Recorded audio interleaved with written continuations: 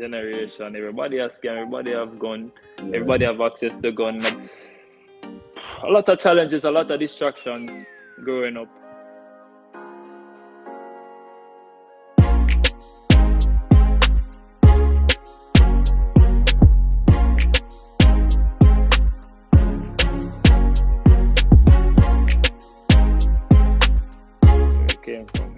So we talk about early life, because we know Anand Lowe and Damion wouldn't necessarily, what people would say born in a gold spoon. So tell us about how it was growing up and the transition from where you were to where you are now. To be honest, like a lot of people think I was born with a gold spoon, but from East Kingston, Jamaica, Rockfort, Garrison.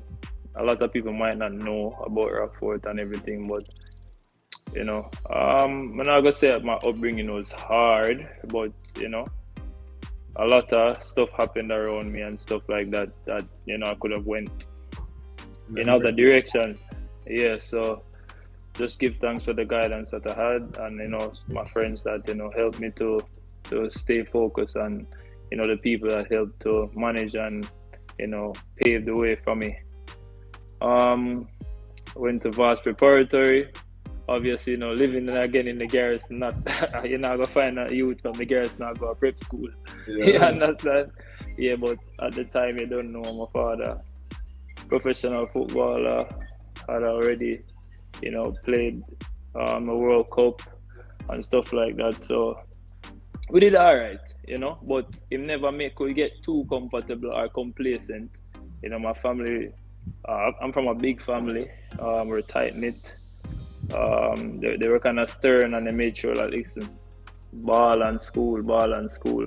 Even though I did other sports, I play cricket in a prep school with the track, so but a lot of challenges, a lot of distractions growing up, but football was my calling. My father never, or my mother never, none of my relatives never really said, oh, you have to play football and this is what you have to do, because my uncles played. I have uncles that were really good, that could have played for the national team also, that played Premier League in Jamaica, also played Super League, all of that stuff. But yeah, it was just my calling. From there, went to Camperdown.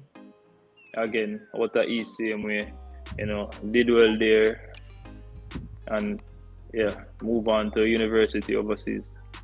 Alright, so I want to speak on something because it's a big problem plaguing our society today, and I really want to touch on it. And we saw the untimely passing of Omar Ling just now, right? Yeah, I heard about that. Very, very talented player, and you would have been a very talented player at his age and even younger. How would you say violence affected you, especially growing up where you were from? How would you say it affected you and affected your football? To be honest, like for 90s spit me, them can say, so like if you think about it, badness now and badness then, two different things, you understand? You can say like footballers or sports personnel were more respected back in the days. Them say gunman, rate baller and love baller. You understand? Yeah. So you kind of feel more, I guess back then, growing up, when you were like the prized possession of your community, you were more nurtured, you were more taken care of, you felt more safe, because a man say, yo, listen, that youth, a good youth, me can't afford for him come take up gun or be like me. I want him to go out and uplift himself and uplift his family and do good for himself and represent the community well. You were well respected. But if you look on now generation, everybody has scam, everybody have gun, everybody have access to gun, nobody no respect nobody. You understand? If a man have an altercation or feels that he's connected to somebody where I'm enemy, him just come shoot. Nobody knows really the motive of the killing them. Maybe it's a drive-by. But maybe wrong place, wrong time, you never know. But back then, growing up, like, I had a lot of friends that were caught up with a lot of things, but they never really have me around to say, oh, yo, me I gotta get involved with all of that. No. Them say, yo, listen, me, baller. You're good at what you do. You see your father set the trend. You just have to follow, the thing and get higher. Raise yourself to higher heights and, become even greater and put your thing on the world stage. So it was just that I had people around me that, yes, they were involved. Mm-hmm. And I knew people that were involved with a lot of stuff and, but they never allowed me to get entangled in that situation. Yeah, understood. All right, so we're on school right now. I want to talk about high school. Some people are late bloomers. Where was Damion Lowe always a standout from Pepsi to Monica? Because we're kind of younger than you. We might have been in high school maybe a year together. So, was Damion Lowe a standout? No, but even so before high school, good question. What was it? In prep school, Alberga Cup, I don't remember. I played in prep school a long time ago. Hercules Cup and Alberga Cup. Yeah. So would it have been like you? A standout or Manning Cup you start separated? No, man. Well, much of people from Alberga Hercules Cup, man. I've asked prepping, that go already. Jamie, the Jail, them. You see me? The Rowan Roy, them. Julian Fort, them as a runner now, a big baller, same way. Whole heap of baller, yeah, so just to name a few. But yeah, I mean, to go to your question, well, I see myself as a late bloomer still because, I mean, I was always good. I was always doing well for myself, but my name wasn't really out there at the time. Sure. People didn't know who I was. A lot of people, names were being called, and them I get the highlight and thing, but me always say, where are they now? You understand? So, I kind of just give thanks. Everybody's journey set different as it. And I just who dedicated, who wanted more.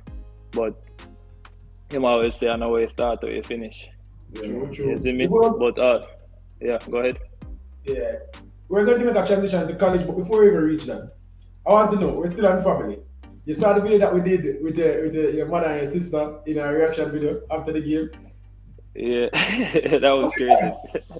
Yeah, no, I can see that there's a lot of love and passion there for football. I want to know what's the dynamic there between the females of the family and you, because you know the father thing. I play professional football. When I pedal the kick as Jamaican, even when little I grow up, man, I feel it. Yo, me I feel it. Give me, I feel it. Me I feel it. So tell me now, when you get some little youth the opportunity to play on a big stage with nothing to lose, them the most big opportunity to play professional football. When I pedal the kick as Jamaican, even when little I grow up, man, I feel it. Yo, me I feel it. Give me, I feel it. Me I feel it. So tell me now, when you get some little youth the opportunity to play on a big stage with nothing to lose, them the most big